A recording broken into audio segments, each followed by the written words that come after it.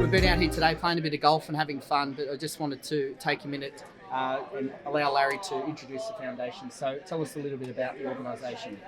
Well, the Golden Stave Foundation was actually formed in 1979. It was formed by the record companies and the music publishers because, you know, they wanted to give back to the community. So it's morphed into a foundation where we raise money for children's charities in New South Wales. We put money into a pot to raise all this money.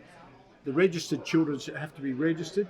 They apply through a grant process, and the trustees then approve the grant. So everything is dispensed bar a working float for the next year, and we are completely volunteer.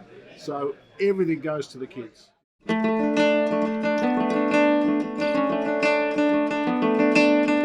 So we just finished at the Golden Stave Golf Day. It's a really good time hanging out and catching up with everyone there.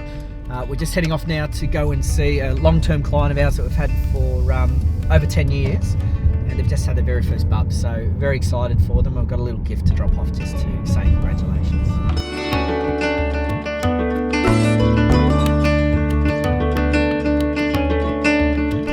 Finished the client's house, and now we're off to Hazelhurst Art Gallery. So Enough is Enough is our community partner that we work with. They've got their professional development day today.